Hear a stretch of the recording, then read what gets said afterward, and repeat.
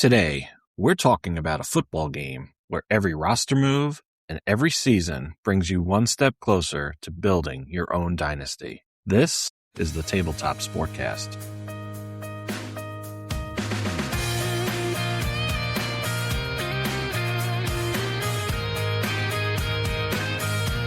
Welcome back to the Tabletop Sportcast, where we talk about tabletop sports through interviews, game reviews, and various projects.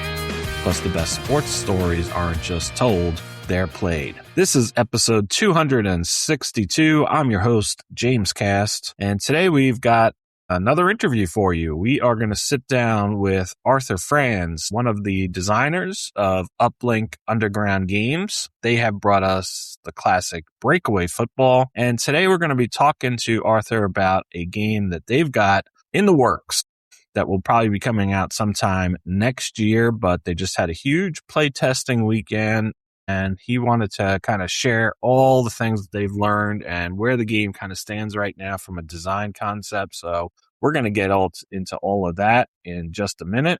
Because of the interview and the length of the interview, we're going to bypass our usual around the table and go right to today's interview. We'll catch up on everything I've been doing on my tabletop sometime next week. But in the meantime, let's get right to the interview with Arthur Franz.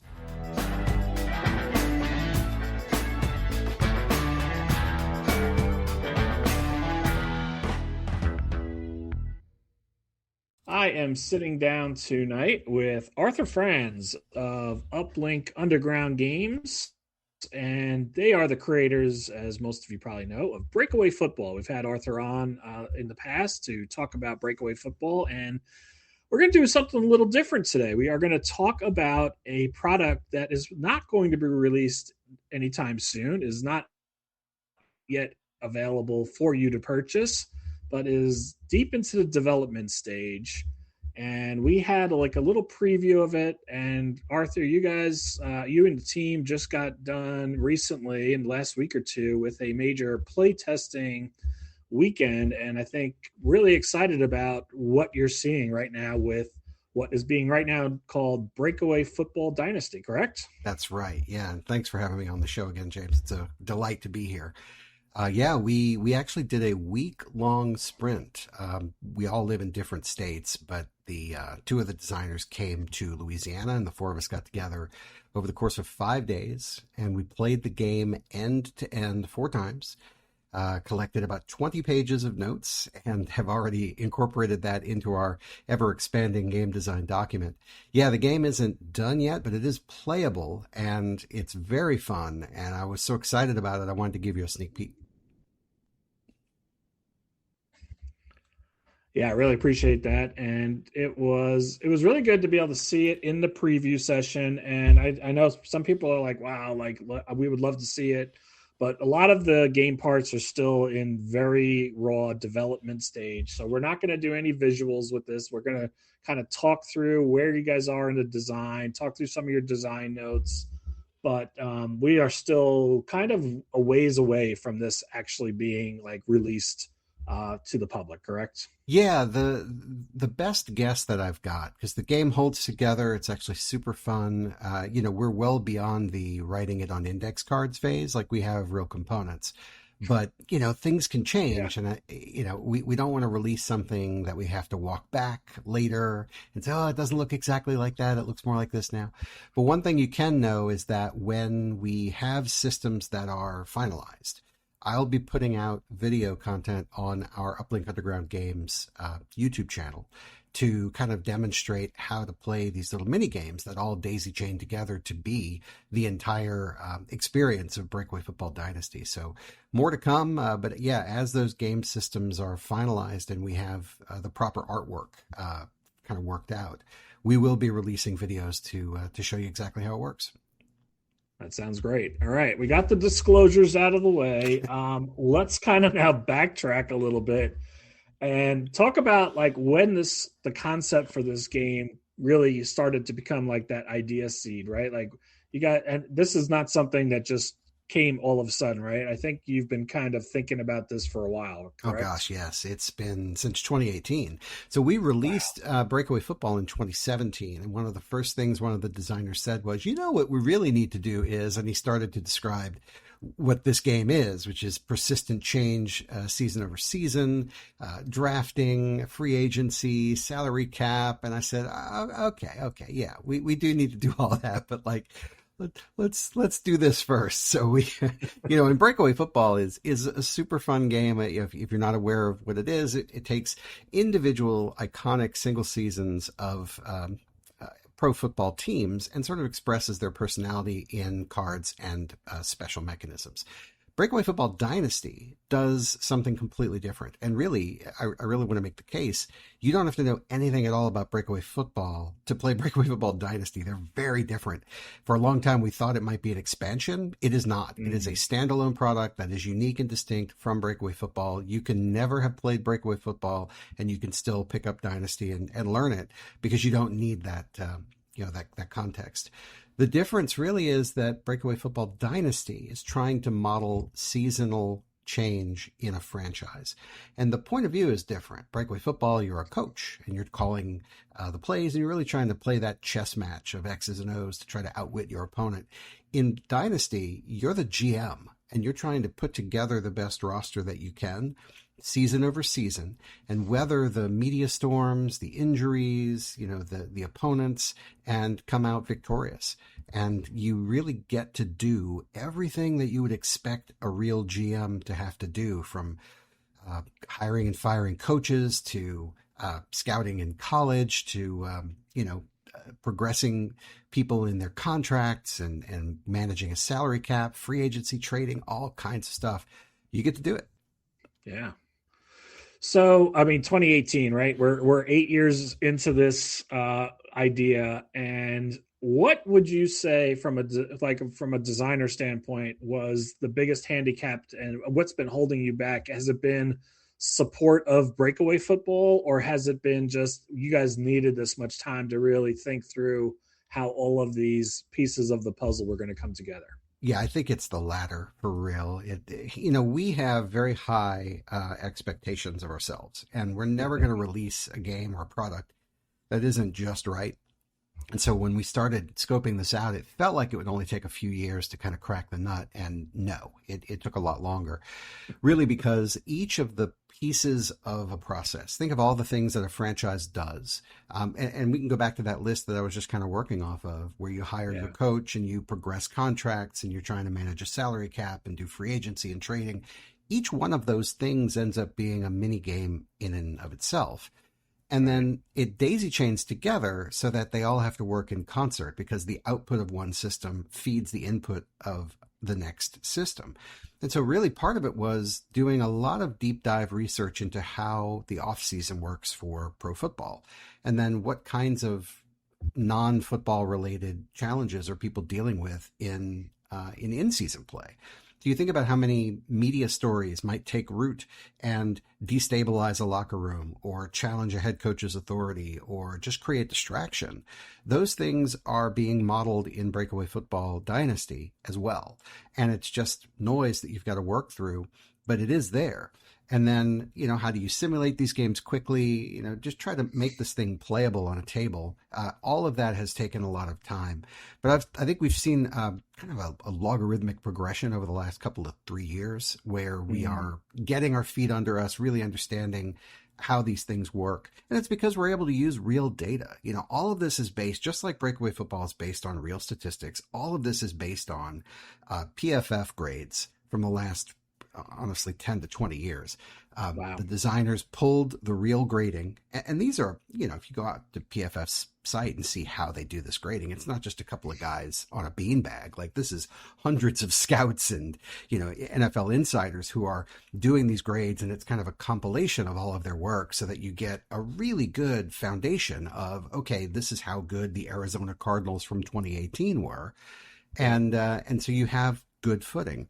So what we did was, when we designed the simulator, and there's two of them, we'll get to it later, but when we designed the simulator, we used computer modeling and the PFF grades to try out really dozens of ideas on how to do this quickly and effectively, and basically just fail fast and, watch it break, fix it, watch it break, fix it. And you just do that cycle until it works, which is pretty much what we did with Breakaway Football. And you can just iterate much more quickly with computer modeling. With one of our designers is very good in Excel, and so we just have the ability to see 100 seasons very quickly and go, oh, that deviated from what we expected, or let's try it differently. Anyway, yeah, just brute force in many respects, trying to get the simulator right, trying to get the grading right. So all that work is done. And that's why we feel really good that we know what the output is that we're trying to hit, because we're trying to model reality. We're trying to gamify reality. And so that's easy. That's the target, is reality. All right, well, how do we make game systems that produce reliable, plausible output? And that's what we've been doing for the last 3 years, and it's been really fun, and I can't wait to show it to people. That's really cool. So while these are standalone games, there's not a lot of crossover between the two. In fact, probably safe to say really no crossover, right, between the two. Yeah, there's a little bit of DNA, but yeah, not much at all. And I think at the root of your games, because a lot of people will look at your game and go, oh, it's not a traditional sim. And they're right in some respects. But I think, like you mentioned, this is all rooted in actual statistical analysis. And I think the end result is you're playing a game that feels like it's fictional to a degree. But at the same time, the teams, like in Breakaway, act exactly as you would expect them to, even though what you're getting in the result is not going to be like a 3-yard run or a 7-yard pass. It's going to be your version of how this football team plays within this breakaway field. Yeah. And the same is probably going to be true here, where you're going to feel like your team is doing what you would expect teams to do, even if it's completely fictionalized in a sense, right? Oh, absolutely. The whole goal is to have plausible output. And so one of the things that one of our conceits is that the statistical output is largely irrelevant for what we're trying to accomplish. If you're the GM, it doesn't really matter if your receiver goes for 1,000 yards or 1,200 yards or 14. Like, it doesn't really matter. Right. What matters is, did I put together a team that could compete for a championship? How did they do relative to other teams that other people put together to compete for championships? And can I process this information easily so it doesn't feel like I'm doing my taxes to get it done? And can it be quick enough that I can enjoy an entire season in a sitting? And yeah, for the most part, you can. The game breaks down into two basic loops. There's the off season and the in-season play. And they both take, depending on your level of analysis paralysis, because some people like to make decisions quickly and some people really like to kind of pick at a decision before they make it. So we say anywhere from 2 to 3 hours for the off season, and probably about the same for the regular season. And again, it's just everybody's different. And some people really like the delicious, potential complexity of, if I make this decision, what's going to happen 8 weeks from now? Am I making the right decision? So they want to agonize over it, and that's fine. Go for it. Other people really want to just shoot from the hip and go, well, I think this is what I will do, and then see how it works out. But the beauty of it is that, each of these mini games, you're making really quantifiable decisions that are tangible and have a real impact on your ability to succeed. And you can see that play out in real time. And it's just wonderful. But yeah, the statistical underpinnings, just like in Breakaway Football, they are there. And this is based on real world output. But there is no statistical output. Like, you won't see, oh, my running back ran for 1,000 yards this year. That is not part of the equation. Because ultimately, we're saying, look, if you're the GM, what do you care about? Am I under the cap? How much draft capital do I have for the next draft? What are the storylines that are swirling in the media that could potentially derail my team, or maybe accelerate my progress if the media is kind of latched onto a face of the franchise storyline where my number one draft choice was a quarterback, and that guy ended up being pretty good. And so now I've got a face of the franchise, and how does that help me throughout the year? How does that energize the fan base? And all of those things come into play. So that's really the scope of what you're doing, is building a team, building a roster, building a team, and then really hiring a coach and hiring the players, but then they perform on the field and you perform off the field. Yeah. You mentioned that a lot of the statistical data that's being used to create the game is based on the last 10 to 20 years. So I think one of the things we talked about here is since you're taking the role of a GM, we are strictly talking modern GM. You made references to things like salary caps and things like that. So we are definitely talking about bringing in all those components that modern GMs face. This is not going to be like I'm building the Green Bay Packers in the 60s or the Dallas Cowboys in the 70s, right? Yeah, exactly. Because it was a completely different front office experience back then. Right. With no salary cap, you really kind of owned a player until they pissed you off and you wanted to trade them, or until they got too old to be useful, you know? Right. The trades were pretty rare back in the day. But yeah, after 94, when you've got the free agency, that's when, you know, the front office part of the game becomes its own kind of competition. And it wasn't just, can I draft well and can I pick up old veterans that can help me out? Because really, you built teams in the draft, period. That was it. But here you have a lot of opportunity to do trading, to do free agency, to do drafting. So those three legs of the stool are exactly how you build your roster. And it's pretty fun. I mean, I can't wait to get into the actual mechanics of the game, but it's super fun to do this work. Yeah. We're going to do that shortly. But, you know, I think when we talked and we did our preview, we talked a little bit about the idea that there's some foundational pieces here of like role-playing games, and this idea that there's a little bit of luck that goes into it. Like any good game is going to have a luck element, but you have the ability to still strategize against that luck. And I feel like the salary cap and some of those other limitations also probably introduced like concepts of resource management that are really foundational, a lot of really quality games. So do you think all of those mechanics are things that you guys intentionally wanted to make sure were built into this game? Oh, absolutely. Yeah. And again, everything starts from reality. So we look at how much information does a GM have when they hire their head coach? And that was sort of the main question of how much information should we provide players when they're hiring their head coach? And those things just line up because we want the play experience to mirror reality. All we're doing is just gamifying reality. So we just want the mechanisms to be very simple, easy to process, so you don't feel like you're doing your taxes. And, you know, fun. It really, the decision points should be delightfully painful is sort of how we put it. Because it should be like, if I do this, I think this is a good thing. But if I do it this other way, that might be good too. What do I do? You know, and that's really what we're trying to kind of tease out. So in the coaching carousel, where you actually hire your head coach, the game there is a lot like HR, the card game. And I know that doesn't sound super fun, but it is super fun. So I have a background in learning and development. I've been a learning and development manager for about the last 13 years. Yeah, 14 years. But I've been in HR for a long time. And so, you know, when you hire someone, you ask them a bunch of questions. And I'm thinking, all right, well, how would a GM approach hiring a coach?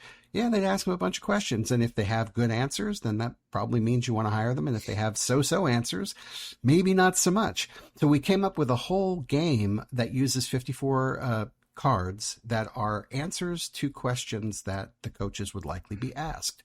And the emergent information from those card draws are the attitudes that the coaches have towards 18 different categories that are basically on their coach resume. So if you think of it like a role-playing game where you have a character sheet, your coach is going to have a character sheet. And each of these 18 things, which range from offense and defensive positions to player development, off-field things, hiring coordinators, game management, there's all these different things that you can do, but they're going to answer how they approach that part of the game. And so there's actual text on the cards, but there's also coding at the bottom that shows you mechanically what is happening. So, I mean, you could ignore the quote and just look at the mechanics if you want, but like read the quote because it really does give you an idea of what the guy is trying to accomplish. And what you'll notice is that some questions are answered really well and they provide a lot of coaching points. And some of them are answered sort of poorly. You know, it's just a very safe vanilla answer. And you're like, okay, whatever. And that's the lowest answer. And then there's one in the middle, which is just very, I wouldn't say combative, but it's uncompromising is what we call it. And it has this little suitcase icon on it, which indicates baggage. So it gives you more points than the vanilla safe answer, but it tacks on a negative. So if you hire that guy who has baggage with hiring coordinators, he might be a stubborn taskmaster who's hard to work for. It might be tough for you to retain coordinators year over year because the guy's just tough to work for. But he's better than the vanilla milquetoast guy.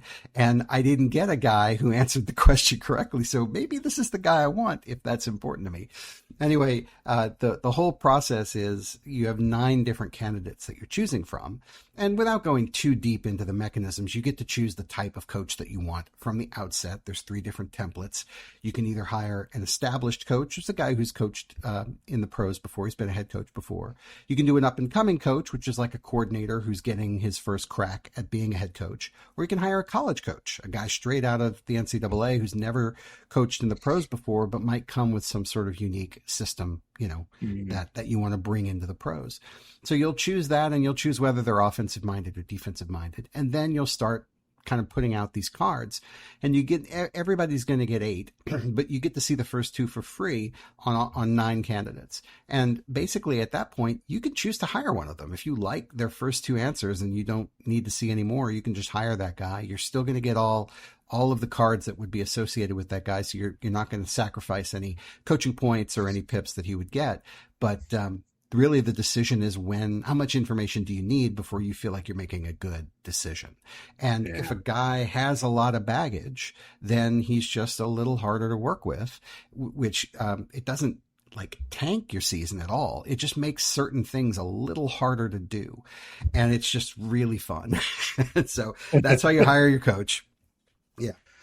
That is cool. And, as we sat down and looked at this, and this being like really that first piece of the puzzle as we talk about this sequence and this daisy chain of events that are going to take place during the game, right? Like starting with your coach, like you've got to hire your coach before you do everything else. And there's a lot of ways that this could have gone, right? Like, we've seen other people take different approaches of like, there's a chart that you roll on and that like helps you create a coach, or you could have a marketplace and there's all these coach cards and you got to figure out which one you want to spend your money on. But I really like the approach that you all took, because not only does it bring in a lot of like randomness and a lot of decision making and strategizing as you're going through those questions about how do I want to see this guy be built, but it also adds, like, to me, a ton to, and I'm sure to you as well, but like a ton to the replayability of this, that the chances are, like, if I play this game 10, 20, 30 times, I probably am never going to be faced with the same decisions as to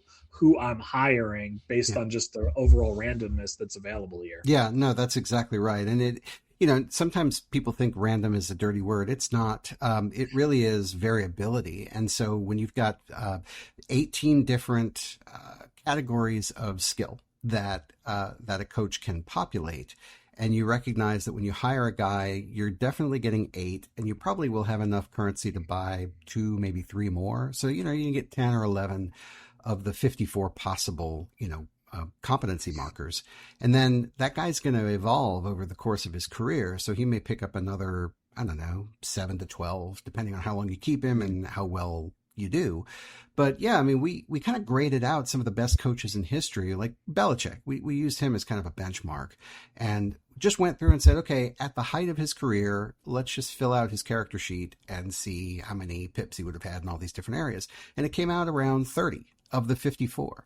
And we're like, okay, that's probably the top end. So like a coach, even if you keep him for a long time and he wins a bunch of Super Bowls, probably capping out in the low 30s, So the beauty is that the intent is never to fill this whole thing out. Because, my experience in business, when you have competency maps, they go from novice to highly skilled to mastery. And you never expect someone to be at a mastery level in more than one thing in their life. You're lucky if they kind of are competent in a bunch of things and highly skilled in a few. And so that's the approach that we've taken, is to try to express, what is this coach good at? And hey, it creates an interesting tension that maybe you have had the same coach for a while, and this guy's good at off-field stuff and player development, but you've got a win now roster that you've been able to build over the last 4 or 5 years, and you need a guy who can move position grades. And, one of the things about the offense and defense skills, there's 7 different position groups: quarterback, running back, receiver, which includes tight end and wide receiver, and offensive line are on the offensive side. Defensive line, linebacker, and secondary is in the defensive side. So if I've got a really good quarterback on my roster, maybe he's a guy who grades out as an A, but my coach doesn't have a Pippin quarterback. The best he can do, he caps the ceiling for that position grade at C. He's holding back the roster at that point because he's just not good enough to coach them up to their potential. And so at that point, you got to kind of fish or cut bait. Is that how they say it? Like, you got to get rid of that guy and go get a guy who can coach a quarterback. So it creates a really plausible reason for you to fire a coach and go get somebody different, or, train this guy up over time and see 3 years down the road. Okay, I just drafted a kid and he's going to be good. It's going to take me 2 years to get him good. So I better get my coach to match his development so that I don't run into that problem where, the coach is artificially holding back the player. So the level of intricacy that's possible is so fun, but you're only going to be seeing a few of those things happen year over year. Right. As designers, we have to make sure that they are all there and that they emerge through game states and through gameplay and through your decisions. And that's what's taken so long. But I'm really, really happy. I don't know if you can hear it in my voice, James. I'm really happy with where we are now. And I really cannot wait to release this thing next year. It's going to be great. That's cool. Do you feel like, I mean, we're playing the role of the GM here, but I think it's safe to say football, probably more than any sport, right? The head coach is critical to the success or failures in some cases, unfortunately. As a New York Giant fan, I can attest to the failure side.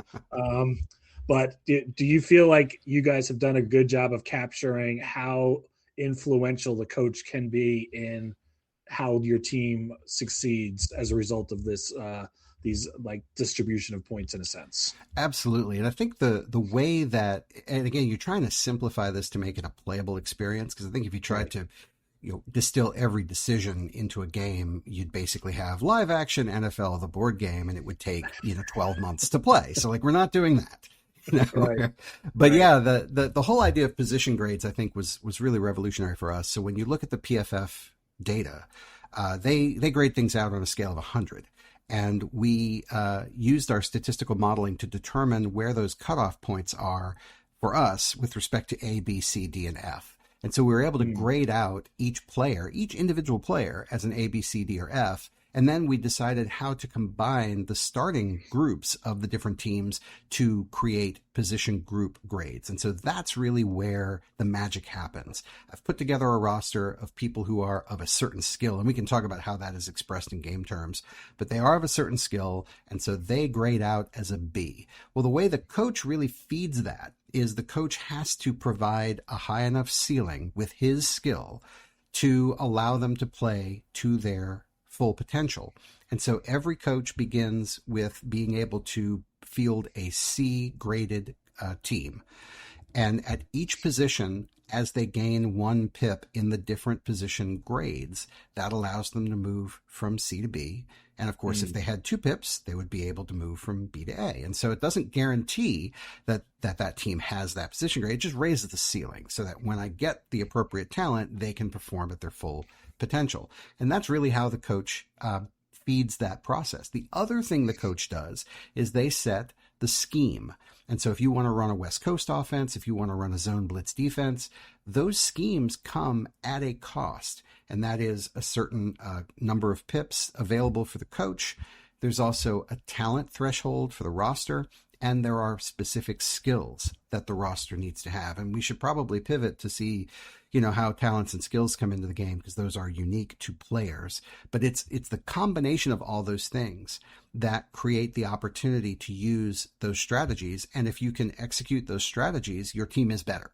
And if you cannot execute that strategy, your team is worse. And that's the beauty of Dynasty. There is no middle ground. You either do it or you don't. And you either take it on the chin or you ride high.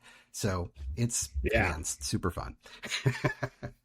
That's cool. And you've mentioned a couple of real world examples, and as we talk through this in our preview, you mentioned a lot of those real world examples are helping you all kind of define like some of the mechanics and make sure that they are true and that they will actually deliver like real world experiences. From a coach's standpoint, there's a couple things that I've examples that it stood out to me. One was like, if I think about like Bill Parcells, right, and those mid '80 Giants, players are going to have baggage, just like you mentioned. The coaches are going to have them, and I look at like a Lawrence Taylor, and I think to myself, like, there's a guy who had a lot of talent, but probably also would be the type of player who would also be carrying a lot of baggage with him. And Parcells is probably an example of a guy who figured out how to manage the baggage to get the most out of Lawrence Taylor. Is that like a fair statement? Oh, I agree completely. There is a category called team chemistry, which addresses that. So the coach has some ability, and it's one of the off-field ones. So the 4 off-field ones are media relations, and Parcells would have had a very strong media relations as well. I think he would have probably had 2 pips, maybe even 3, because of how he would banter with the press and really kind of put them in their place and deflect from stories that could have taken root. And then, team chemistry. So that would have been absolutely handling the locker room and making sure that things stayed in-house and that people worked together and didn't kind of fight with each other. Because you've seen that where when a team, like when a coach loses the locker room, that's a real thing. And so if you have a coach with team chemistry, that is very unlikely to happen. But not every coach has that. And then you've got fan engagement. And actually, I think it's called fan reputation because fan engagement is different. But yeah, the fan reputation, how regarded is the coach with the fans? And that sort of gives the fans more time before they turn on the coach because they will. Yeah, right. Especially if you're losing a lot, they will turn on it. And then owner alignment, the owner, and the opinion of the owner of the coach. The coach is actually kind of a pressure relief valve for you as the GM if things turn sour and you get into this kind of death spiral, which is possible where you have too many injuries and too many storylines that are negative, and it's just hard to kind of climb out of this. Your emergency parachute is to fire the head coach. And it kind of resets some of those levels and it cools things off a little bit. You bring in an interim coach, and there's rules for that. And then you can choose to either keep the interim coach at the next coaching carousel, or you can go ahead and hire somebody new and start fresh. But yeah, it's definitely there. But I think Parcells is a great example of somebody who would have had excellent off-field, and of course he would have a lot of on-field stuff. Like he's an elite coach, so he would have a lot of skill. And certainly on the defensive side of the ball, I would say that he probably wouldn't have very many pips on the offensive side of the ball, but that his strength would be in the defensive side and in the off-field, and that would be his hallmark. Yeah. Good point. And then the other example that kind of stood out to me as I was thinking about the game was the transition in Dallas from Jimmy Johnson to Barry Switzer, and the fact that, to me, Jimmy Johnson is an elite coach who figured out how to build a team pretty much from nothing, right? And get a super talented team. And then, as you mentioned, like strife between him and ownership, and all of a sudden a change is made. And here comes Barry Switzer. And is it possible in this game that even like, and I'm going to throw some of my judgment in here, but I'm going to say like, even a bad coach can win with a really talented team. Is that like a fair statement? I do agree. Switzer, I think, inherited at least one coordinator from Jimmy Johnson, and the coordinators actually add talent to the coach sheet. So when you hire your coach, you also in the coaching carousel hire your offensive coordinator and your defensive coordinator. And so if the coach has a, like in the case of Jimmy Johnson, I don't know what offense he would have been running. I guess it would have just been a pretty straightforward pro style offense. Yeah. I think that's what Norv Turner ran, and Switzer came out of college running like a veer offense or a wishbone. And so, so that would have been his default strategy. It's not really going to work for that roster. So he would have used his coordinator's strategy and just, allowed the coordinator to kind of run the offense. And I think if I recall, Switzer was more of a players coach. He was kind of he's a little bit of a clown. Let's be honest. Right.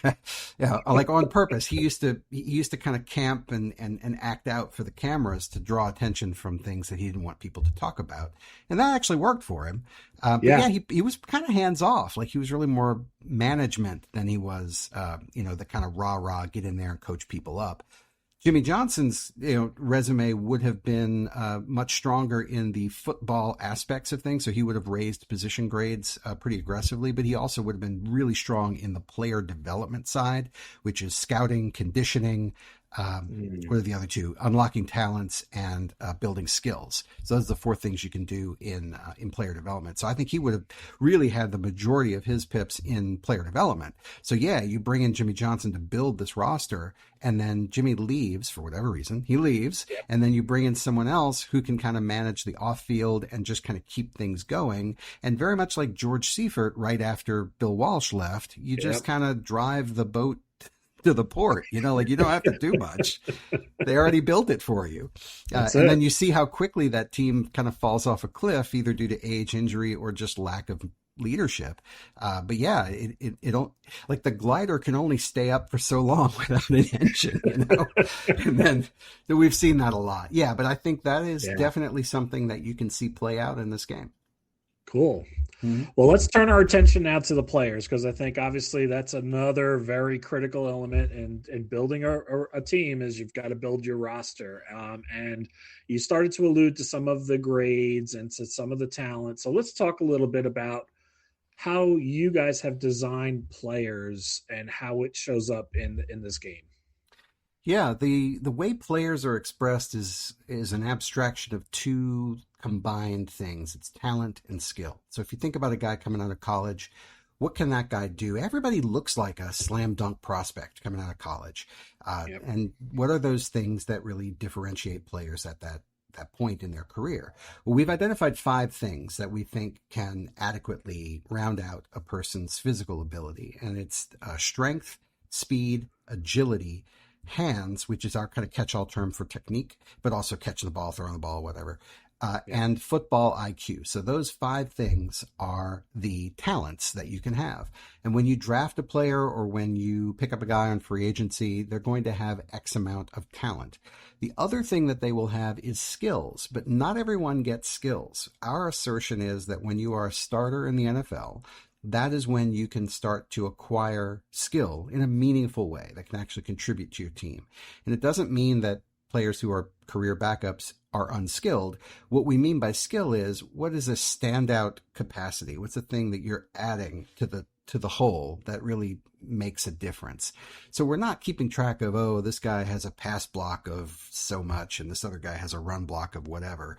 We don't want to get that micro, because again, we're trying to simplify the system, not make it like you're doing your taxes. So it really is standout skills.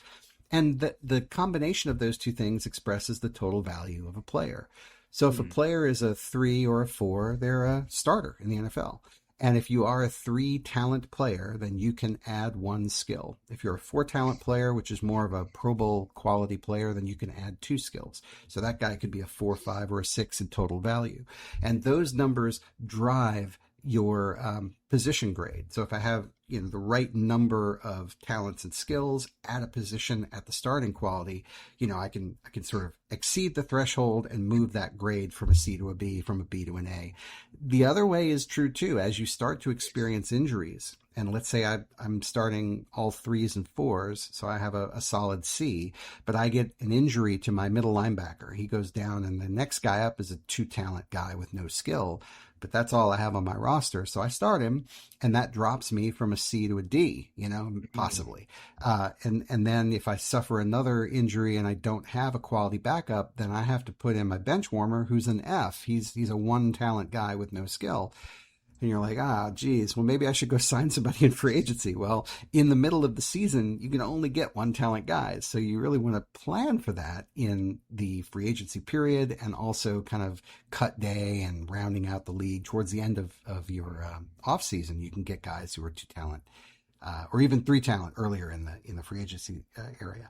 So that's how it works. Is like, okay, we have an objective way to identify how much talent a player has, and what combination of talents can create certain skills.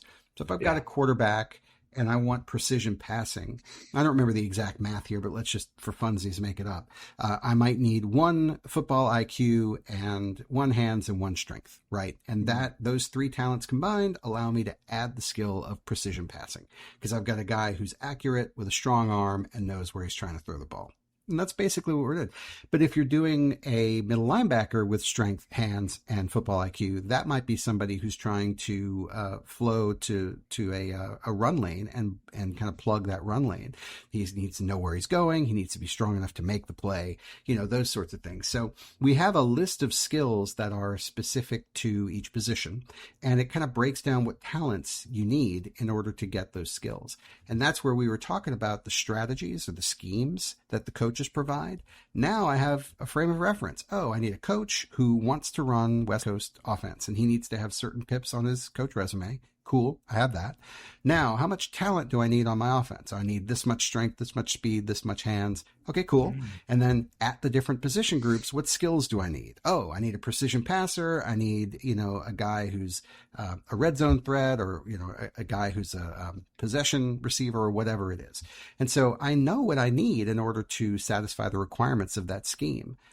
At the beginning of the year, I know what I need. And so now the entire offseason is me building my roster, building my coaching staff, building everything to achieve my end. And then once I get into the regular season, I wind it up and see how well it did and pray that people don't get hurt to where I can no longer run my strategy because I have too many injuries to deal with. Right. Okay. So that sounds interesting. Now, I heard a couple of things. So you mentioned a few things about trying to make sure you've got enough depth on the roster. We're not building like a 50 or 53 man roster here. You're accounting for some fringe players to always be present on a roster. But how deep is the actual roster going here? It's a little more than half. You're probably going to end up with about 30 players that you're actually tracking. There's a roster sheet, and basically you have to have 1 starter for every position on the position group. So you only need 1 quarterback. I would strongly recommend you carry 2, because if you don't have a second one, you're going to end up starting, me at quarterback, and you don't want that. But because it's an F, you start an F quarterback if you don't have a backup. So please get a backup. But yeah, at running back, I think you need 2. Certainly on the offensive line, you need 5 plus 1 quality backup. But that's essentially what you're doing, is you're going to have enough starters and 1 quality backup at each of the 7 position groups. And that's how you do it. Now, if you want to spend the money, if you have the room under the cap, you can add more quality backups if you'd like. And that is actually a really good idea for some teams, especially if you have older players. We haven't really talked about durability and injuries and whatnot, but if you have older players who might be more susceptible to injury, then having, a couple of young studs to just fill in the gap instead of it being just next available might be a good strategy for you. In some of the research that I've done in what makes a quality GM, Roseman, the guy from the Eagles, that's one of the things people talk about that he's really good at, is building depth in the roster so that next man up isn't a huge drop off a cliff. And that has a lot of value in this game as well.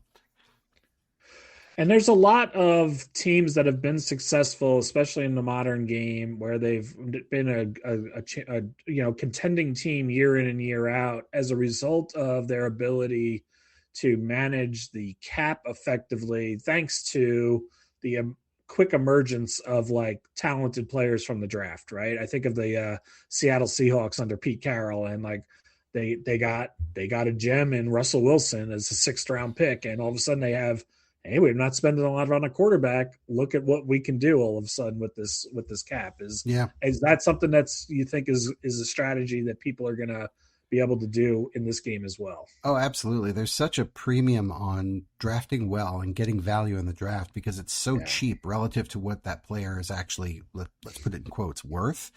There is I always think of Brady when he was giving the Patriots the hometown discount, because it was more important to him to win championships. And so he was taking less money than he was really worth in order to allow them to surround him with more talent. And that was a very effective strategy. But as far as I know, he's one of the very few people in the history of the NFL to do that.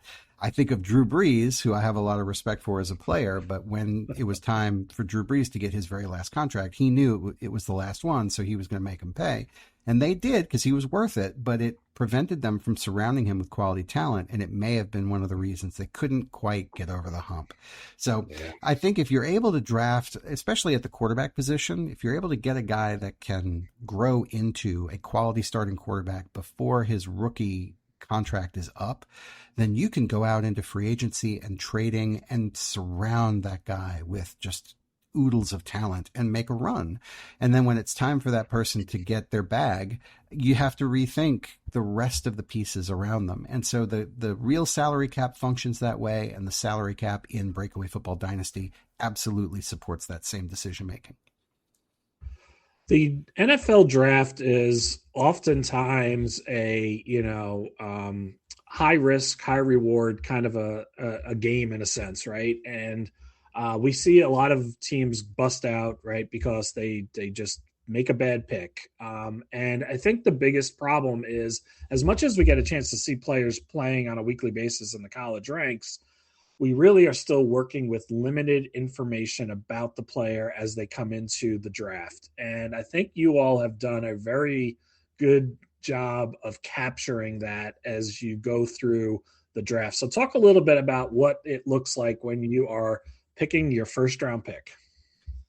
So what you end up doing is in the first round, you get to choose tokens out of a bag. And those tokens are the actual talents that we were talking about. So you don't ever really know what's coming out until you actually draw it. But you are going to select a position that you are choosing for, and you're going to draw up to 5 tokens in the first round for 3 different possible candidates. And based on your draft capital, you're either going to be drafting early in the round, middle of the round, or late in the round. And you know before you go into the draft where you fall.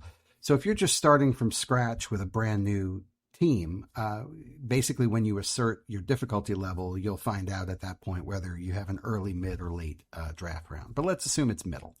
So you know you have a middle first round pick, and you say, okay, this is a strong year for quarterbacks because you did your college scouting and it said it was a strong year for quarterbacks, which means you get to pull an extra token when you draft a quarterback. So yay, I'm totally doing that. I'm going to go get my guy. I'm going to try to find my guy because apparently there's a lot of them out there. So we'll draw 5 tokens for 3 different guys, and that will be a combination of strength, agility, hands, football IQ, speed. And then there's other tokens that can come out of the bag, gem, bust, draw 2. There's a bunch of stuff that can come out. But you kind of get a sense of what these guys are. But because you're drafting in the middle of the round, one of those 3 guys is going to go away. And so I have imperfect information because I'm going to get at least 2 more tokens on these guys. But I can kind of see what they are. And really what I'm looking at is, does anybody pair? So in order to get a talent, you have to pair 2 tokens. They have to be the same. So if I have a guy with 2 hands and 2 speed and an agility, he's a 2 token guy guaranteed. And so like, okay, well, he's already a quality backup. I haven't even seen the rest of him yet. And it's a quality, it's a strong draft for quarterbacks. So I'm going to get 3 more tokens. Like, this guy might be a 3 talent guy. That's a starter out of college. That's pretty good.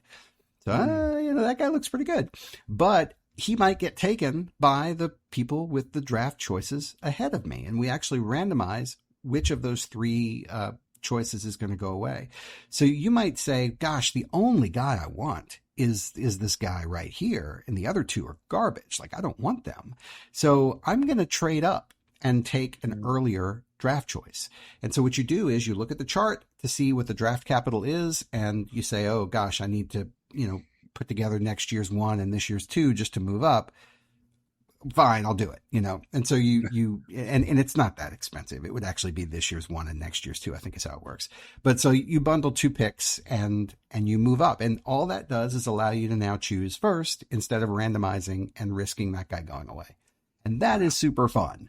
because it gives you a very clear risk reward right there. Because you might pull the bust token on a guy and he's garbage, or you might pair a couple more and he's amazing. Like, you just don't know, because the NFL, these guys don't know what they're drafting. They think they know. They try really hard to know as much as they can, but at the end of the day, they really just don't know until the guy gets in camp.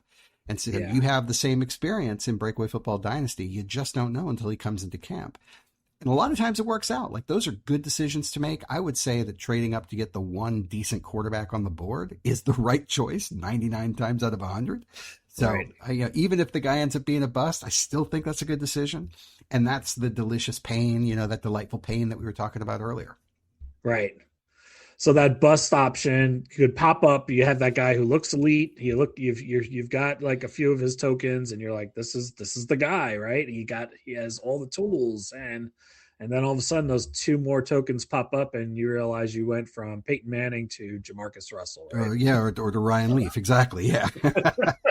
So we actually use Jamarcus Russell as kind of an object lesson in, well, how do you draft a guy that you think is a slam dunk, and it turns out to be just terrible. And the bust token is the way that happens. And so the bust token doesn't mean that they have no skill. That's not what we're saying. What it really means is that they have permanent baggage that weighs them down, and they really just can't ever get over it. So in Jamarcus Russell's case, we consider him to have no work ethic. And so that's really what the baggage would be for him. And I think, I don't know the man, maybe that's unfair, but certainly at that moment in his life, he had gotten 50 million or like whatever it was. He had gotten a ton of money.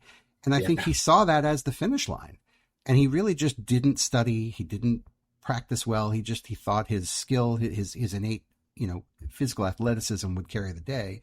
And of course, that's not the way the league works.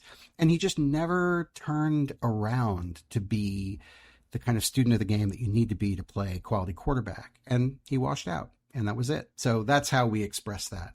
But yeah, a bust doesn't mean that the guy has no talent. It just means that he has a super baggage that you can't shake. And it's a problem. Guys who are busts in later rounds, so like first and second round, that's how that works. In the third round or later, if you pull the bust, and there's only one in the bag. There's 54 tokens in the bag. There's only one of them that says bust. So the chance of you pulling a bust and actually drafting that guy are actually pretty low. Right. You're not gonna willingly draft a guy with a bust token on the board. Like, that's not a thing. So it's really just pulling it late. But anyway, that guy ends up being a one token, and that's it. That's all he can ever be. It's just a career bench warmer. So, but yeah, most of the time you're getting draw two, or there is a baggage token, but the baggage token functions as a draw two as well. So yeah, the guy has problems, but you also get more tokens to offset that, because the guy probably has skill, and we don't want just the fact that he has off-field issues or something going on shouldn't mean that he is automatically less talented. But yeah, really the draft is about finding talent, but none of the guys coming out of college have skills, period. They all come out with only talent. So that's all they're bringing to the table. And it takes you getting them into camp and doing a training camp to start imparting skills. And that's where it becomes very important to have a coach who's good at that, because some coaches who aren't good at player development don't add skills quickly, which means you can't grow your roster quickly, which means you might miss the window of, you've got talented guys, but you can't make them also skilled. And by the time they actually get good enough to perform, now you have to pay them a bunch of money. So it all has to work together. Yes, absolutely. So the player grades that you were talking about, the A, B, C, D, Fs, is that just on talent, or is that a combination of talent and skill? Yeah, that's a combination of talent and skill. So if you have a 3 token guy coming out of college, that is a good player. He's a C. He's a solid C. Okay. But as soon as you run him through camp and are able to get him a skill, he's still a C, but he's a 4, not a 3. And so now he can help out the other players that are on that roster more than if he were just talented. And so that's how you can grow the quality of a player. And the nice thing is that once a guy gains a skill, he never loses it, even as his talent drops, because through player progression, young players can get more talent. It's possible that they get better, but it is a certainty that veteran players of a certain age get worse and they lose talent. And so that is something that you process every year. You see your older guys get worse, sometimes incrementally, sometimes a lot. And your younger guys get better, usually incrementally. And so that's the delicate dance that you're always trying to keep these plates spinning of, all right, well, I'm going to go out in free agency and sign Aaron Rodgers because I think this guy is going to be great for the Jets. It's going to be super awesome.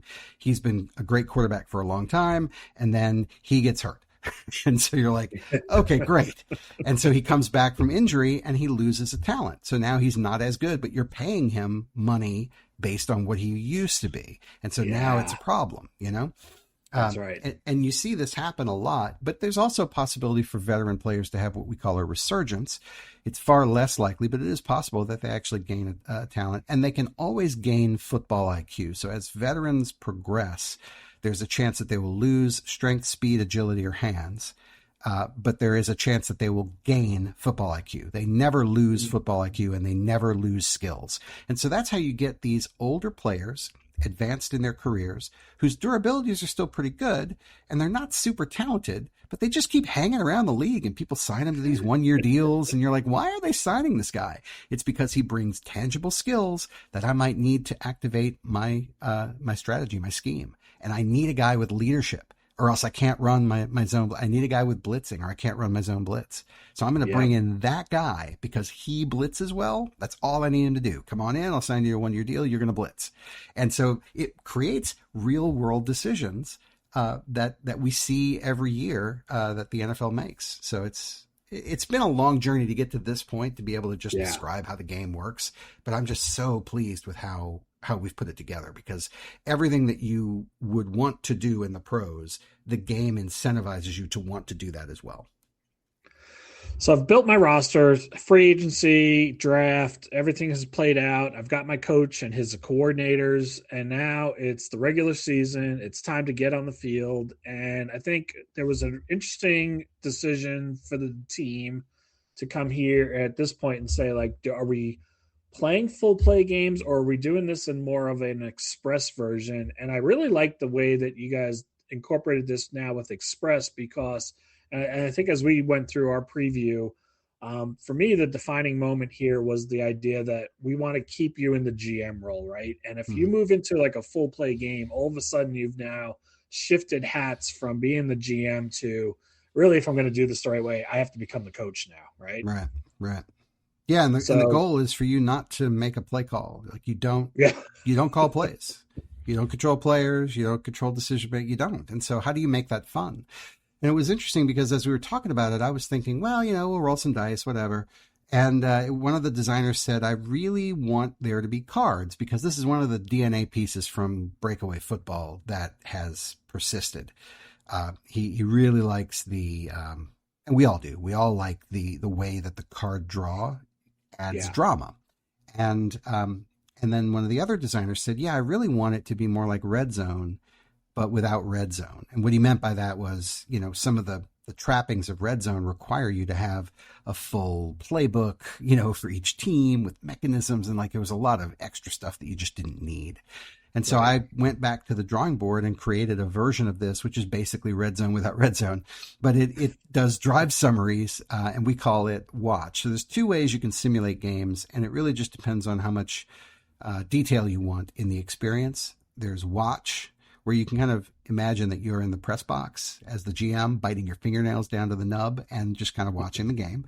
And it unfolds right in front of you, and it's super fun because it's like you're watching a game on Super Sim. And then the other way you can resolve a game is to roll. So you can either watch or you can roll. Roll is you do a quick comparison of the two teams' position groups in a very specific way to see what kind of game it is. So just very quickly, if I do my comparisons and the defenses are really going to outperform the offenses on both sides of the ball, for both teams, then that's what we call a slugfest, and you roll on the slugfest chart, which generally has higher variance, lower scores, and then, so you could have a shootout if both offenses are really dominant over the defenses that they're playing against. There's kind of the basic one, which is where about 2/3 of the games fall in the balanced. And then you've got sloppy, when you have two teams that are both bad. And so looking at the different types of games that you see in the NFL, most of them are kind of, down the middle of the fairway kinds of games. But every now and again, you get a shootout. And the one I'm thinking of is, I think it was in 2018. It was the Rams, Jared Goff Rams versus the Patrick Mahomes Chiefs on Monday night. It was a Sunday night or a Monday night game. I think it was Monday night, but it was like 50 something to 40 something. It was crazy. So that's a shootout. Or the Giants Saints game from 2015 or whatever. Gosh. Yeah, that thing. So you get, infrequently you'll get these situations. Most of the time it's down the middle of the road. But yeah, your position grades and the comparison against your opponent absolutely drives the type of game that you're going to have in roll.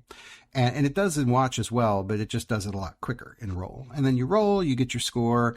You're also looking at the number of stars that your team has, because the stars directly impact the roll. So you'll roll 3d6, and if you have 3 stars on your team, you add 3 to the roll. And so you're scoring more. If it's defensive stars on your side, it actually takes away from their roll. So if I've got 2 offensive stars and 2 defensive stars, well, I'm going to add 2 to my roll, and I'm taking 2 away from yours. So we're comparing, the strengths and weaknesses of the teams, figuring out what those modifiers are, and then we roll twice, figure out what the score is, write it down, and we move on to the next one. It takes about 3 minutes to resolve a game using roll.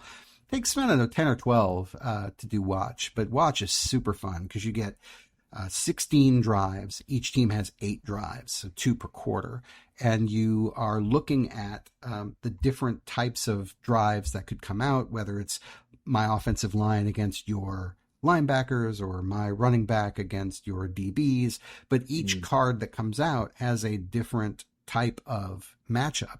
And so I might get a sense or a flavor of exactly how this game is going, because here out comes my first drive, and it's running, my running back group is a B and your DBs are a D. So I get the best version of that card. So it gains X amount of yards, and then we start doing a breakaway. And so you really get a sense of how the game is going. We had a I'll just share this with you and then I'll stop talking. But we had this wonderful moment where in the test play, with the designers, one of them had taken the Panthers from 2018 and tried to kind of revitalize the Panthers. Good luck. And we were kind of jokingly saying 6-10, 6-10, because that was the goal. We were just trying to win 6 games. And he did. He won 6 games. I was so proud of him. But in one game, they were playing the Saints. And for whatever reason, the Panthers were able to kind of hang in there with the Saints in the first half, but they were using all of their stars. So every time in watch, when there's either a green, yellow, or a red outcome. And so obviously the green is the best outcome for the offense. The yellow is perfectly acceptable, but not as good. And then red is actually not great for the offense. And so every time a suboptimal thing would happen, the Panthers would spend one of their stars to improve it. And so they were hanging with them in the first half, but you could see, oh my God, they're out of stars. It's halftime. They are screwed. And they were winning. And you're like, oh my God, it's just a matter of time before the Saints come back. And sure enough, on the very last drive, Drew Brees takes him 75 yards for a touchdown. I'm like, oh my God, you could see it on the wall. It was going to happen. You knew it was going to happen. And it just felt like real football. It was so awesome. Yeah. That's crazy. That's nice. And I could totally see somebody like going back and forth as they're playing through their regular season. It's like, oh man, we are going to get slaughtered in this game. I'm rolling it. I'm not watching this one. Or, hey, this is the pivotal Monday night game. Like we're going to watch this one, and here's my chief division rival. I'm going to watch this one, and playoff games obviously feels like it would probably be a watch, right? So, definitely. We do recommend that if you make the playoffs, you watch those games. Yeah, absolutely. All right. We're taking a lot of time. I know we could probably talk for hours and hours on this game and still not cover everything. But I can really, you talked about there being a lot of different little mini games, and I think we're hearing about a lot of these components. And you mentioned maybe 3 hours or 2 to 3 hours for the off season, 2 to 3 hours for the regular season. And I could, it sounds like you can even break it up. Like if I'm somebody who likes to sit down and do an hour of gaming on a night, I might be able to just hire my coach that night and save the draft for my next session. Or if it's a weekend and I'm like, hey, I got 3 hours, I might be able to get through my entire off season. And then next week I can play my regular season. it sounds like it's very easy to kind of break things up, and if you want to do that way, but also you can just kind of sit down and play the whole thing out, right? Absolutely, yeah. The mini games, there's 11 of them that all daisy chain together in the off season, and then in the regular season, each game is its own mini game. So there's 16 of those. And yeah, you can pause at any time, just like if you're playing a video game, you can just save it and put it away and take it out whenever you want. The beauty of it is that it's organized in a binder. And so we play a lot of games that aren't sports board games, and we're always looking for innovative mechanisms that have been used in other games that we could, not steal, but kind of repurpose into a sports board game. And so there are two games that jump out that we are heavily cribbing from, and I'm not ashamed of that. I'm actually really proud of it. So the first one is called ISS Vanguard, and it's a game where you play. Have you ever heard of it, by the way? It's not a sports game. Yeah. So ISS Vanguard was a Kickstarter or a GameFound game from a few years ago. We went all in on it because it looked really cool. The conceit is you are on a ship. I guess the ship is named ISS Vanguard, and you are exploring this part of the galaxy, and you're trying to, visit planetary systems and basically, solve this mystery. So the game functions a lot like what we're planning to do with the off season and the regular season, because you have activities that you're doing on the ship, and then you go to a particular star system, which is different every time you play the game, and then you go do an away mission on the surface of the planet. And that's the core loop of the game. Now, it takes hours to play this game, so it's kind of tough to to break that up. It's a lot easier to do it for Breakaway Football. But the way that they use their components, they do everything in binders.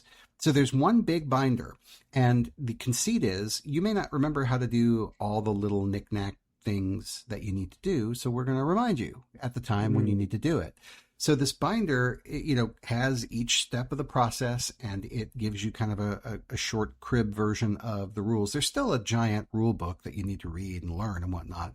But when you're playing, the game prompts you with, hey, this is the step you're on now, and this is how you do the step. And so we're like, hey, we're using that. That is awesome. So we're going to have the same thing where when you get to the coaching carousel, you don't have to, how do I do this again? And flip through the rule book and read a bunch of crap. You're just going to look at the reminder and go, these are the components you need. This is how you set it up. This is what you're trying to do. Here's what you need. Oh, okay, cool. Thanks. Wow. And so that way you can really keep everything in one place. And because everything's in a binder, as you are populating, say, the coach resume, you can just slide that into the binder, The cards that you're keeping track of as far as your storylines, and that's something else I wanted to get into before we wrap up. The storylines are a lot like media noise, and there are sheets that you can hold those cards in the binder so that you can see what kinds of stories are being, what kind of rumors are swirling and what storylines have actually been engaged. You can also keep your players. So each individual player that you have, even though you're going to keep all those guys on your roster sheet because you want to have a list of those guys, but you're also going to have individual cards for each player. That way you can use stickers where you actually pop a color-coded sticker on the card to identify their talents. You'll use a dry erase marker to write their skills, and then you slide that puppy into the card holder. And you'll have your team literally right there in front of you. That way, if you're playing a multiplayer game and you want to trade a player, you literally take that card out of the sleeve and go, let's trade this guy, And if a guy gets cut from your roster, you take that card out and you take the stickers off and you wipe it clean and you put a new name on it, So it's just, how do we keep track of all the minutia of the roster and the players and all that stuff? And how do we make that easy for people so they don't have to remember a bunch of stuff? And that's the way we're doing it. So that comes directly from ISS Vanguard, and I think we're using it very cleverly. The other game that we're using is a game called Sleeping Gods. Have you ever heard of that one? I have not. Okay, so Sleeping Gods is super fun. If you should go look it up. Seriously, everybody who's listening now, please go look up Sleeping Gods. It's super great. So it is an open world sandbox, and it's basically a kind of an adventure story that's a lot like a choose your own adventure book. And so you've got a map. It's this kind of fold out spiral bound map, and you have a little ship, and the conceit is that you've been transported into this alien world and you're trying to get back home essentially. So you have a crew of like 8 characters and you're running around, doing adventures. So basically when you go to a certain part of that map, it has a number that you check this book, and you go to like site 74. And so you flip to 74, and on 74, it says, hey, if you have keyword, chair, read this section. If you don't have any keywords, read this other section. So it really is a choose your own adventure book. Yeah. And it's so clean and so easy. Now, to write this, I'm discovering very difficult. And that's part of the reason this game is not coming out in 26, because we're actually trying to do something a little beyond what they do. But what they do, which is very cool, is to just have these sort of self-contained bits of story that have a little bit of an institutional memory on things that you've already discovered. So if I've already been to a certain location and I've encountered part of that story, the way that the game knows that I've encountered that part is it says, take card 18, with the keyword of chair, and, put it on the side. So now I know that I've encountered chair. So when I go to another part of the map and it's like, hey, do you have chair? And I'm like, yeah, I do. Oh, you get to read this cool section here because you already did this other part of it. So just as a concept, it's super fun. And that lends to the replayability of that game. Even though those stories don't change, you have so much content in the game system itself that in one playthrough, you can't encounter everything. So you could play it 2 or 3 times. And if you just travel in different directions, you won't see the same stuff over and over and over again. Now, for us, the way that we're handling it really is more emergent narrative.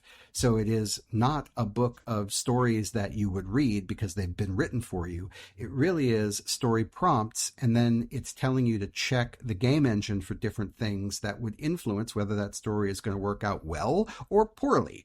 So if you've got Face of the Franchise is a great example, that would trigger when you use your first round draft choice on a quarterback. Okay, great. So I'm going to draft a quarterback in the first round. And let's say, and I did this last night, I went and I'm like, well, let's see how it would go. And I drafted a dud. He was a one talent guy with upside. And I'm like, oh my God, this is going to take this guy 2 years to get decent enough to play. How would this mess with Face of the Franchise? Well, it would piss off the fans. You drafted Sam Darnold, because Sam Darnold turned into a good quarterback, but it took him quite a few years to get good. Yeah. And when he was with the Jets, he was not good and he wasn't well coached. So all right, well, that's Face the Franchise. And that's very different from like Patrick Mahomes, a guy who, and actually Mahomes wasn't drafted in the first round, was he? Yes, he was. He was. Middle of the first round. So, middle of the first, yeah. So that's Face of the Franchise that worked out completely differently, where he got a chance to sit behind a veteran quarterback, and then he got his shot and, clearly had 2 off seasons to progress. He had training camp his rookie year, and then he had training camp in his second year. And so if he came in as like a 2 or 3 talent player with upside, then he would have had the ability to add more talent plus bank his upside, and he would have been really good by the time he got on the field. And then that story plays out a lot differently. But the same story prompt, you did a thing, it started the clock on the story, and then how did it end up? So that's what we're really working through now, is how to make that elegant and easy. And then how does it impact the game? Because that's kind of the noise that happens during the regular season. You're going to get a lot of things that trigger in the off season, but they probably won't resolve in the off season. They'll probably linger into the regular season. And in some cases, they may linger into the next year. So we're working through all of that. But yeah, those are the 2 kind of innovations that really just don't exist in other sports simulators now. And the storylines is, like you mentioned, the baggage that players and coaches can have. Are those also going to trigger storylines? Yeah, definitely. We've got a few ways that this works. And I mean, I don't want to belabor it, but during the regular season, you've got rumors. There's 2 different decks. There's a positive and a negative rumor deck. And so it's stuff like, guy has off-field issues, or a guy's, a pillar of the community. Like you can have different attitudes that kind of swirl. And so these rumors will come out based on the intensity. This is where fan engagement comes in. This is based on the intensity of the fan base. That's how many of those you're going to pull. Also, the baggage on the coach. a guy with more baggage is going to pull more of those cards. He's just a lightning rod for that kind of thing. I see Sean Payton as a really good indicator of that. He's got high skill, but he's got some baggage with him.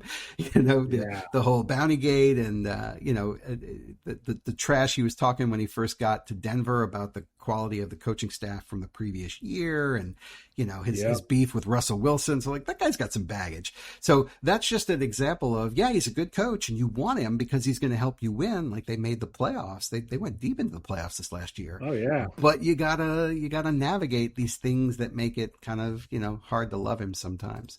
But the rumors swirl. And so each time, there's 4 gate checks. It's at week 4, 8, 12, and 16. So you're pulling, X number of these rumor cards into your panel, and you've got 2 of these panels. They're 3 by 3, so you can hold 9 rumors per panel, and you've only got 2 of them. And so when you and actually you can only hold loose rumors on the first one.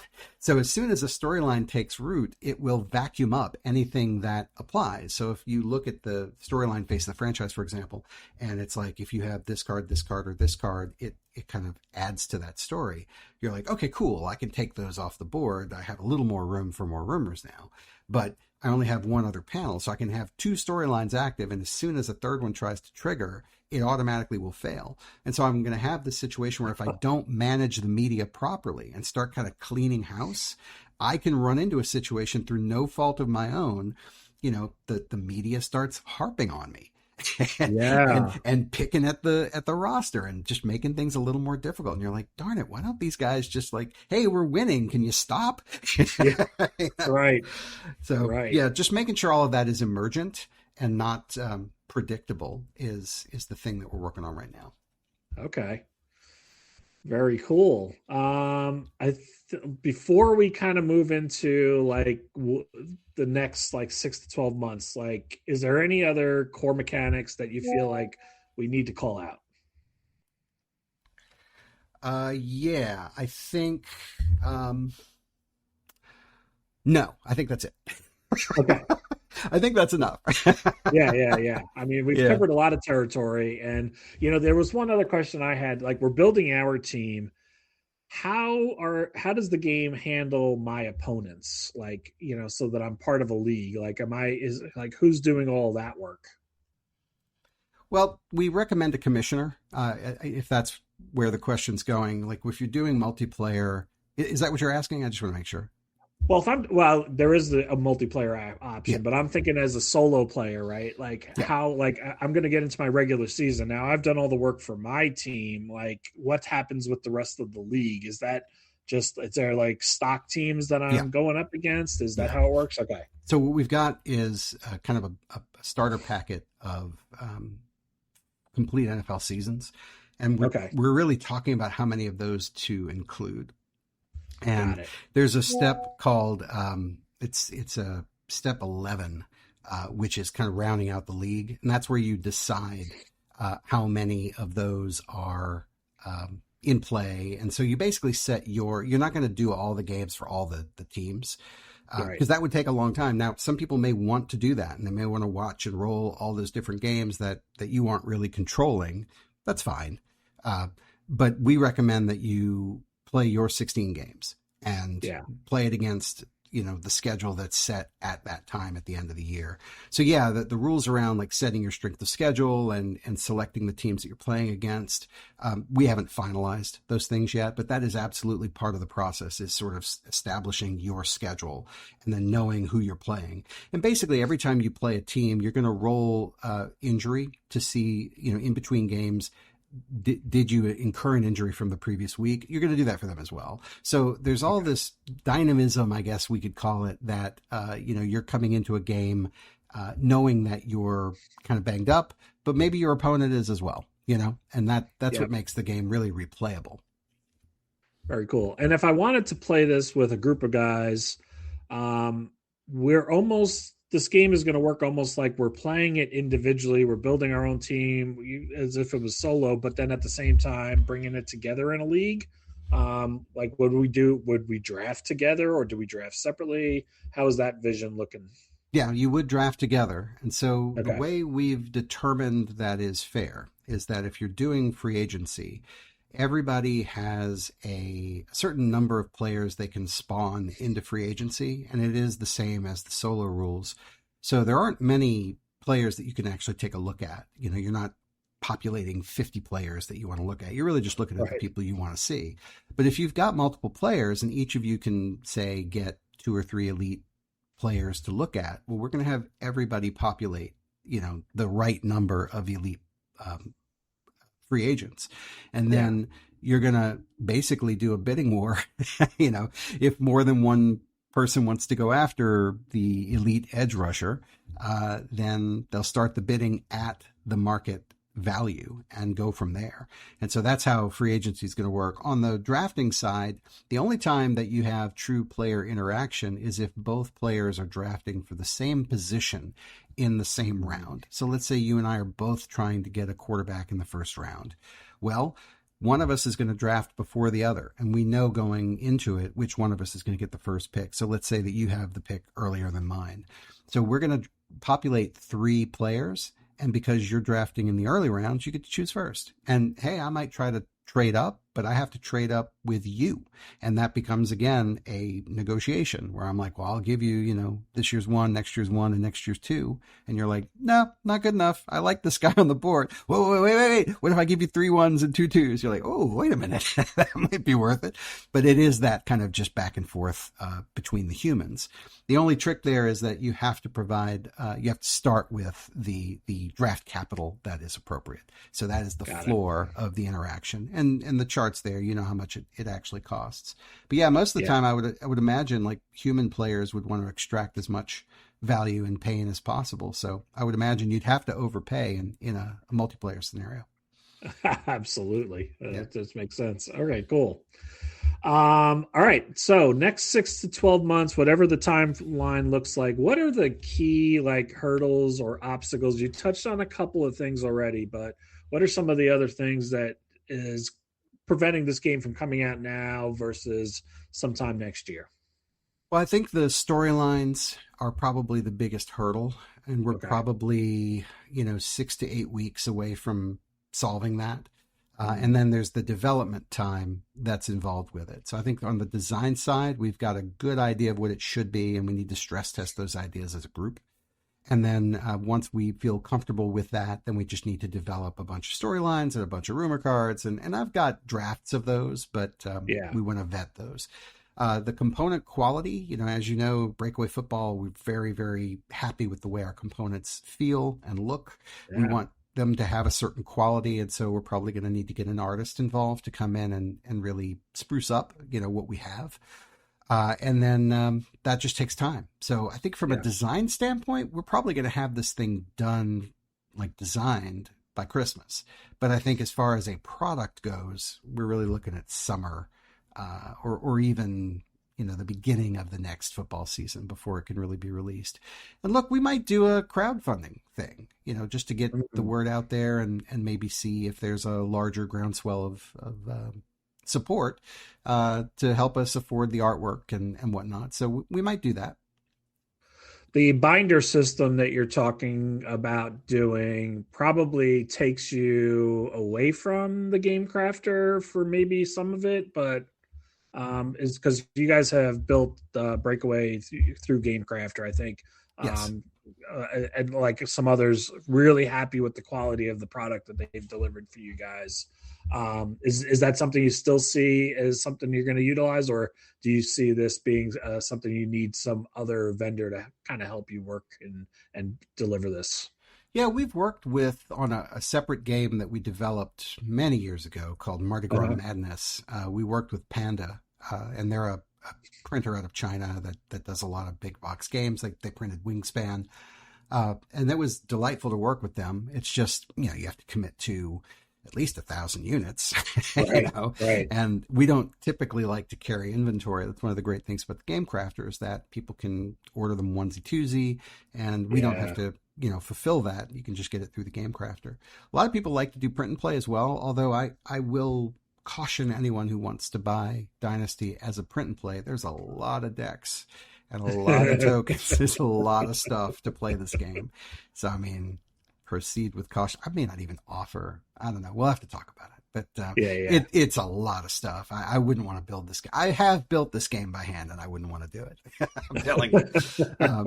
We actually are using Tabletop Simulator to do a lot of the component work, and it's been great. Like it's a breeze to just pull it up in Tabletop Simulator. But anyhow, I think, that's one of the more compelling reasons to go with not Kickstarter. We don't like Kickstarter, but GameFound, which is a Kickstarter adjacent type company. Okay.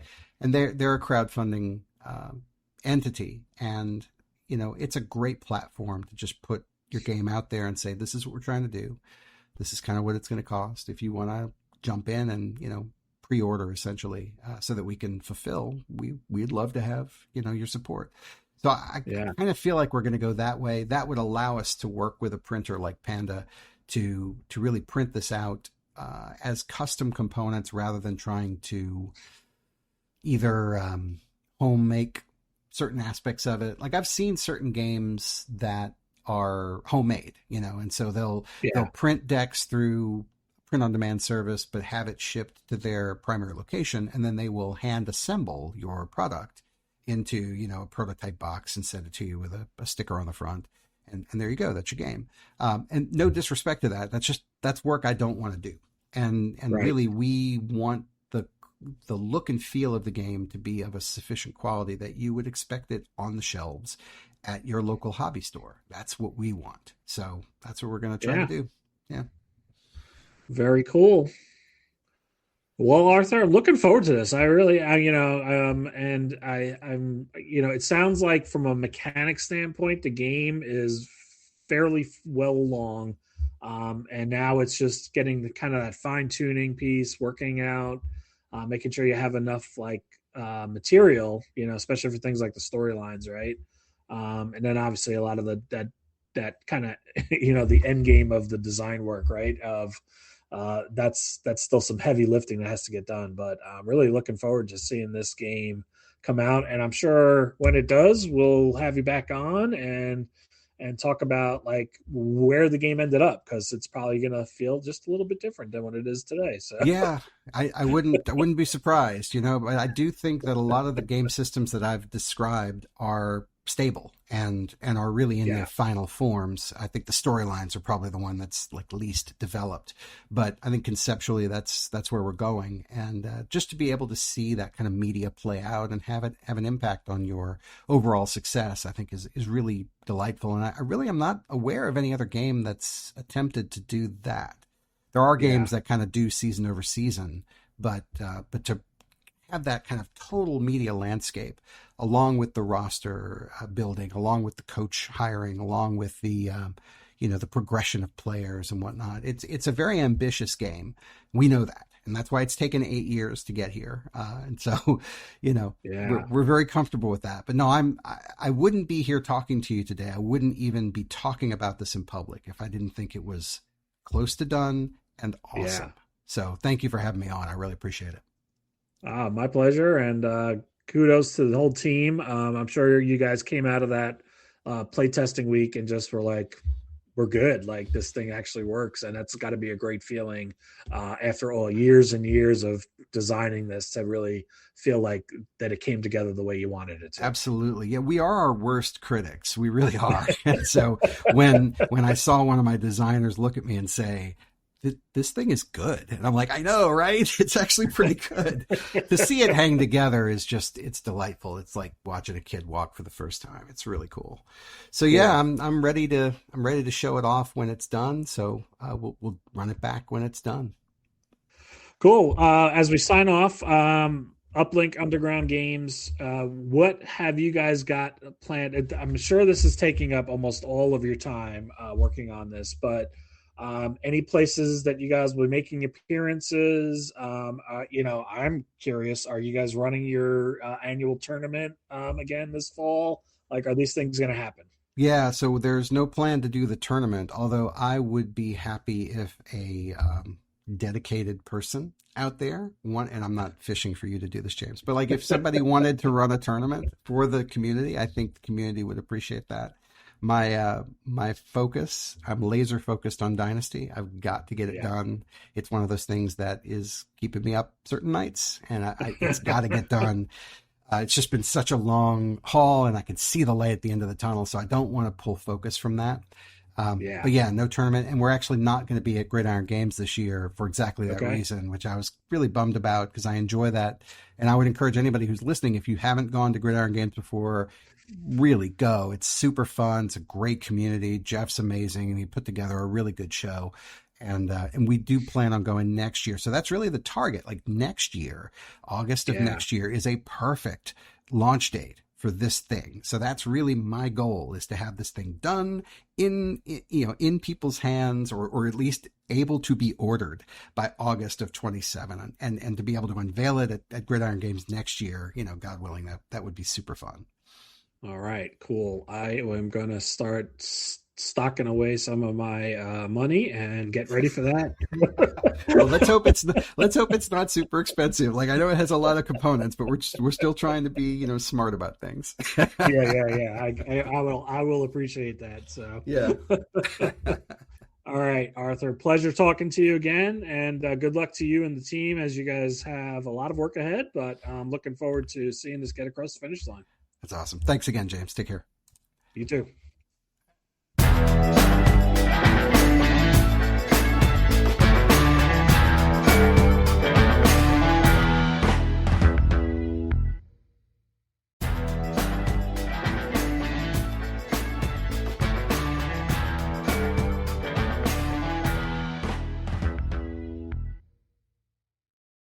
And that's a wrap on this week's interview. I want to thank Arthur Franz for taking some time out of his busy schedule and to sit down and give us an update on everything that's happening with Breakaway Dynasty Football, or Breakaway Football Dynasty. Yeah, I'm really excited about what this game can offer. And I think it'll be a really unique approach to the GM, especially the whole idea of how they've captured random player generation, random coach generation, instead of just using some charts that has a finite number of possibilities. The idea that they are starting to kind of bring that interview experience in for the coach, or to look at players from a skill set opportunity, I think is just a really cool one. And, to the point of what Arthur was talking through, like when we went through and did like a walkthrough of the game, we decided, let's go after a quarterback, right? We're starting our new franchise. We got to get our franchise quarterback. And we did the draft segment. And sure enough, we were kind of drafting in the middle.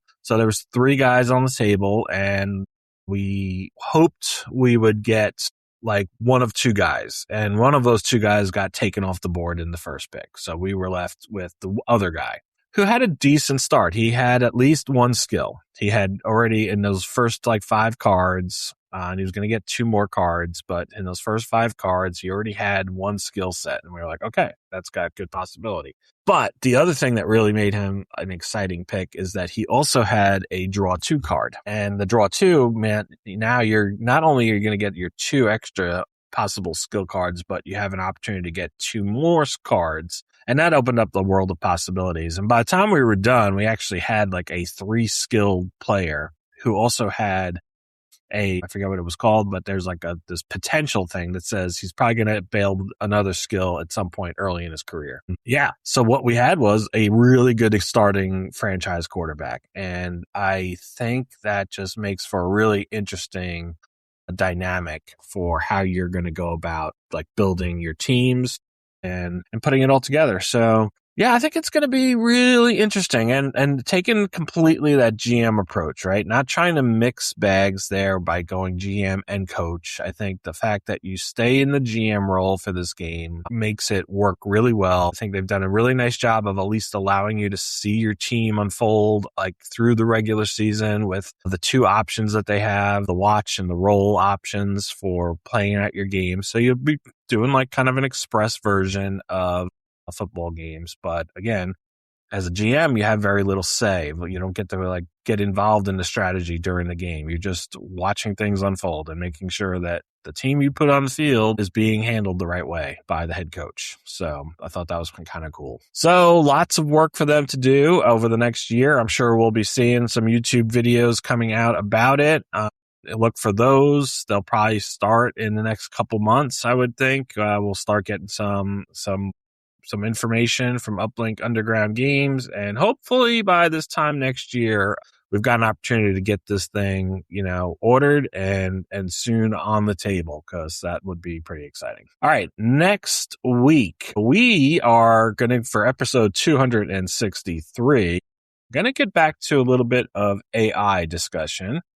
This time we're going to, last time we kind of talked about some of the, I'm not going to call them the negatives, but some of the issues that we can run into with AI. Now we're going to go back and talk about some of the benefits of AI again. And we're going to talk specifically about taking your manual spreadsheets and using AI to write your stories or gather your statistics. We'll do that next week. But until then, thanks for listening.